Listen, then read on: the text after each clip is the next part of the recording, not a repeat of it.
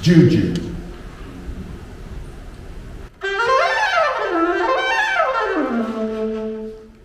Juju. In 1968, avant-garde saxophonist Archie Shepp released an album, The Magic of Juju. In 1970, I formed a group in San Francisco called Juju. From the very beginning, I've always been asked, what is Juju? What is Juju?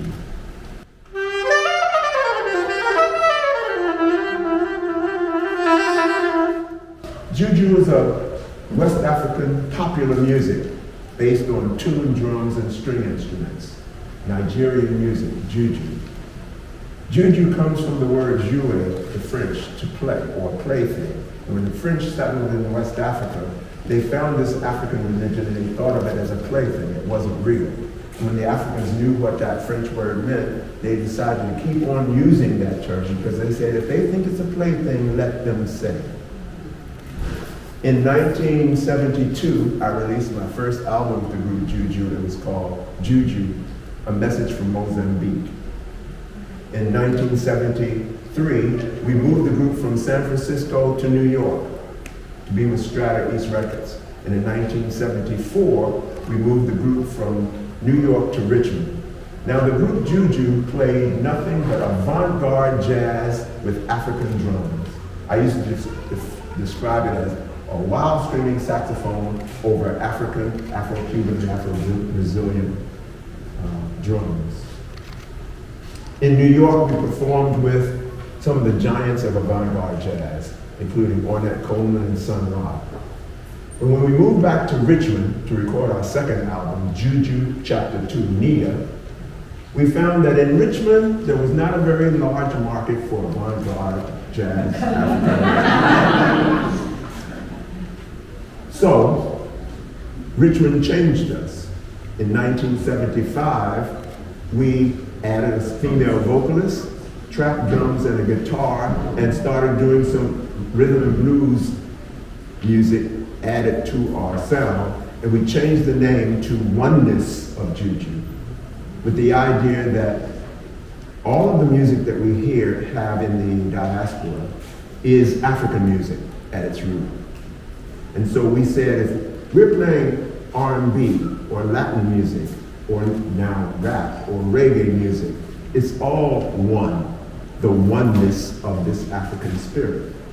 Juju is often related to the term voodoo. Juju can be much less formal. Juju can be, you can have good juju and bad juju. You can have good juju when you're spreading good vibes. You can have bad juju if you're casting spells, if you're misusing the forces of nature or psychology.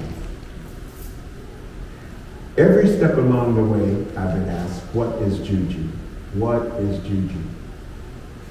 In 1980, I finally got a chance to go to West Africa myself. I took my first album with me, along with the band. We were going on tour. First stop was Nigeria. We go to Nigeria, I break out my album, when I'm being interviewed on the radio, says, Juju, a message from Mozambique. And the Nigerians would say, what a great idea, what a wonderful thing, an African American who plays Juju music. But when they put the album on, it wasn't Juju music. And they would be incensed. They would say, how dare you use the term Juju and then not fake it and not use that music. From there, we went to Ghana, West Africa. We get off the plane, we get out of the airport, and on the streets, there are signs saying, performing tonight, Plunky and the Oneness of God. And on the radio, they were advertising it. Tonight at the Baseland nightclub, Plunky and the Oneness of God. And when I asked why, they said, well, we can't say Juju on the air because that's like black magic. That would be sacrilegious. And we're a Christian nation. We can't be promoting voodoo and these evil spirits. So I performed as Plunky and the Oneness of God. In another part of Ghana, West Africa, when I would say the name of the group, Plunky and the Oneness of Juju, people would fall on the ground laughing. And I finally got somebody to tell me why. So why are you laughing at the name? Oneness of Juju, oneness of Juju. And they finally said, well, in our language, Juju is the same as doo-doo. And just like you're laughing, they said, what a wonderful concept, the oneness of doo-doo. So when I got back to Richmond, I changed the name to Plunky and Oneness.